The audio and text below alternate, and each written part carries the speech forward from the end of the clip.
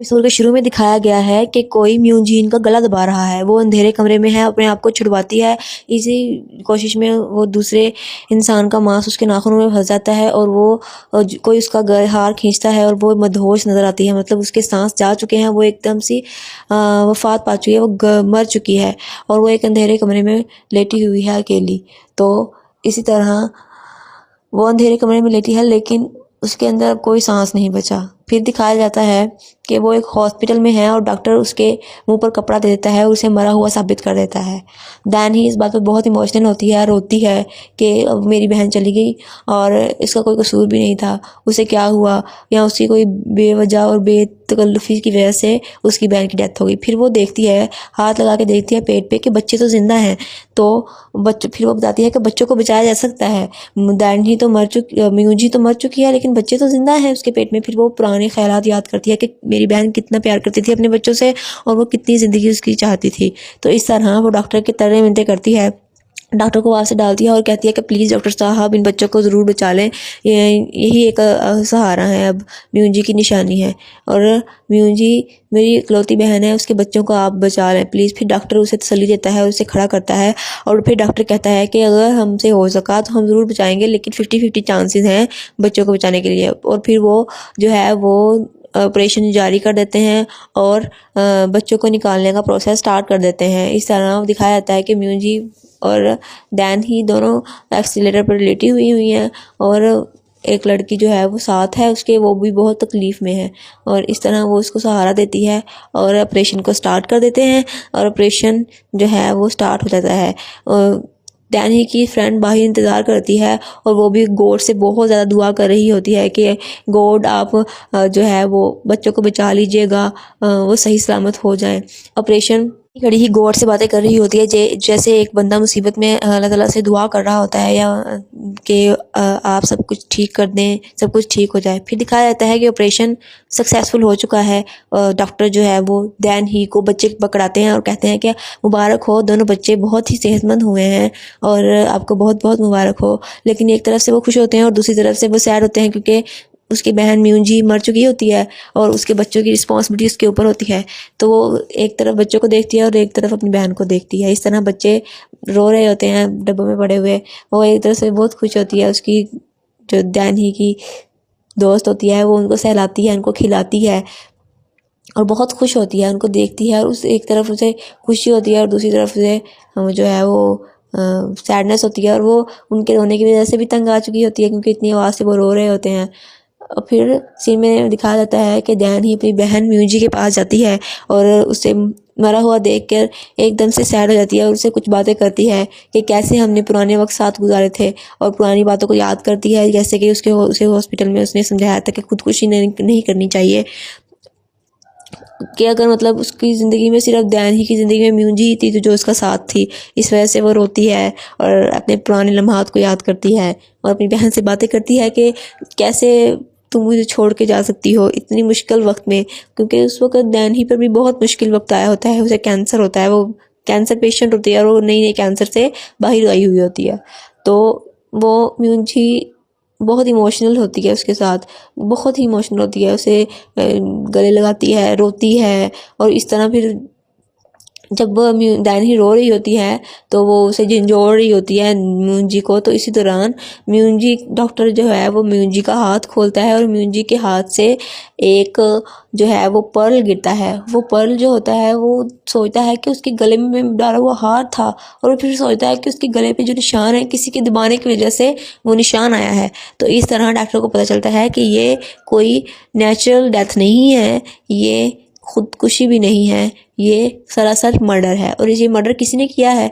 तो इस तरह दूसरे सीन में दिखाया जाता है कि जैन रैंग और उसका फ्रेंड जो है आपस में झगड़ रहे होते हैं, क्योंकि उन्होंने गलत स्टेप लिया होता है, गलत काम किया होता है, जिसकी वजह से वो डरे हुए भी होते हैं और एक तरफ से वो भी होते हैं। तो फिर इस तरह दिखाया जाता है, वो बताता है डॉक्टर कि इसकी मौत जो है वो गला दबाने की वजह से हुई है, ना कि नेचुरल हुई है। तो फिर दैनी सोचती है कि जब वो म्यूजी के पास जाने लगे थे तो अचानक जैंग्रैन और उसका साथी जो है वो घर से बाहर निकले थे और भाग रहे थे, गाड़ी पे बैठ के चले गए थे। फिर वो दैनी का शक जो है वो उन दोनों पे जाता है और वो बताती है कि कैसे वो अपने घर से निकले थे। डॉक्टर साहब फिर कहते हैं कि वही हो सकते हैं इसकी मौत का जो है वो 22।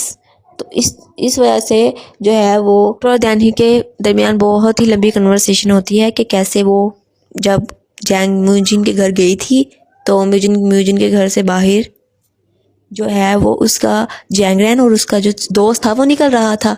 इसी तरह जो है वो उसकी फ्रेंड भी उसके साथ होती है, वो भी इस बात को डिस्कस करती है कि दैनी तो ठीक कह रही है, ऐसा ही था जब हम वहाँ पे गए तो वो वहाँ से निकल रहा था। तो फिर इसने डॉक्टर ने मोती दिखाया कि कैसे जब हाथापाई हुई होगी तो उसका हार बिखर गया होगा और जो उसके नाखून के अंदर मांस वगैरह है वो उसी बंदे का है जो जिसने इसका गला दबाया।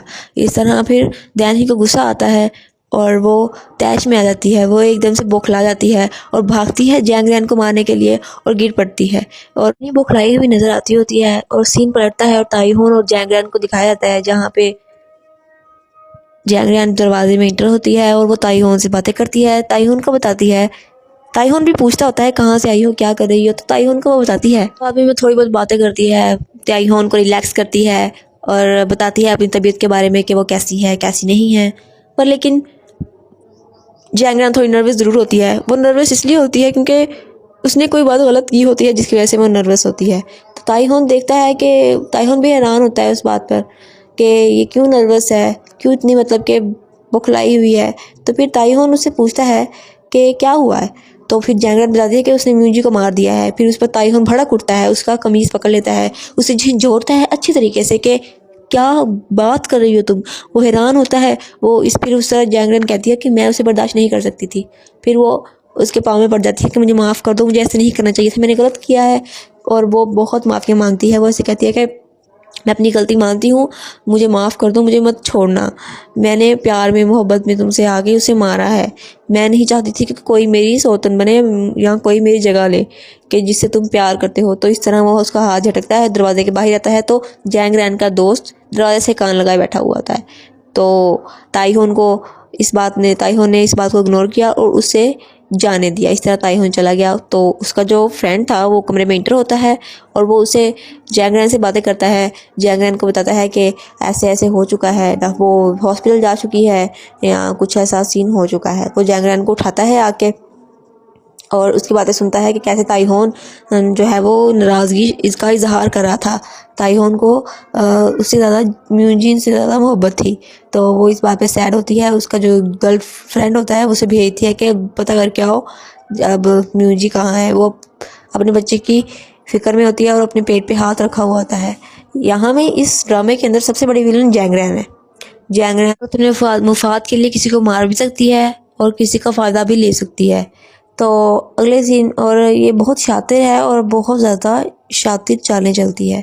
अगले सीन में दिखाया जाता है म्यूजी को और म्यूजी मरी हुई है और डॉक्टर और उसकी डैनी की दोस्त आपस में बातें कर रही होते हैं। यहाँ पे म्यूजी की डेथ के बारे में डैनी की दोस्त और डॉक्टर साहब जो हैं वो इसके बारे में बहुत ज़्यादा जो है वो इलेबोरेशन से एक दूसरे के साथ बातचीत करते हैं कि कैसे ये डेथ हुई, क्यों कॉज हुई, कितने बजे हुई और किस कारण हुई। कि मतलब गला दबाने के कारण हुई और म्यूजी क्योंकि प्रेग्नेंट थी तो उसका गला दबाने के बाद वो डेथ हो गई उसकी।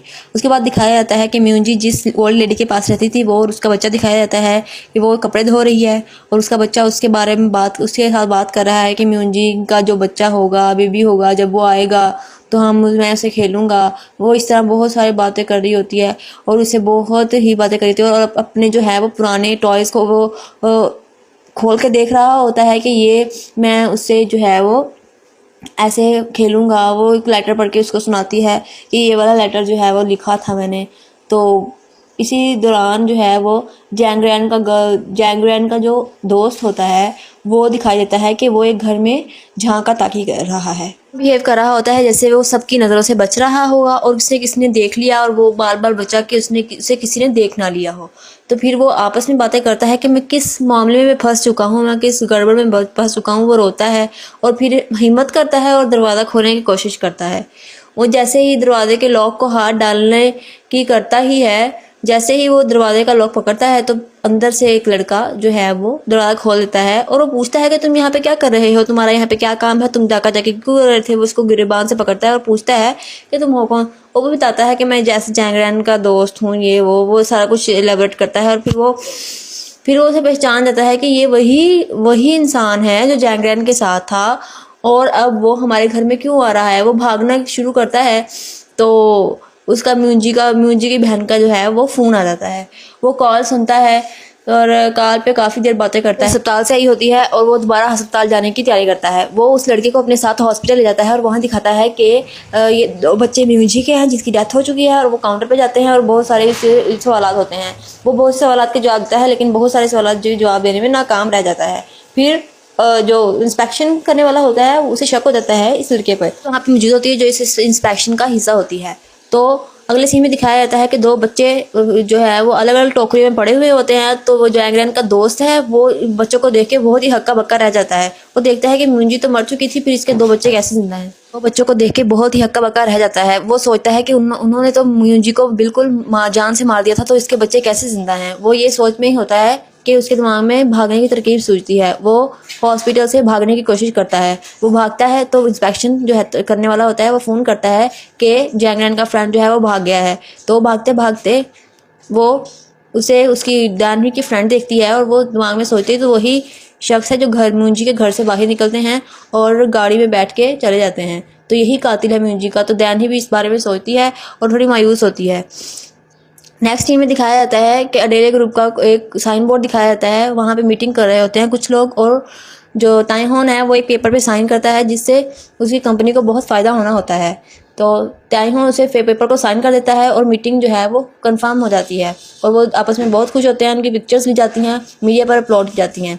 वहीं पर दूसरा सीन दिखाया जाता है कि जैंग का जो दोस्त है वो जैंग को कॉल करने की कोशिश करता है।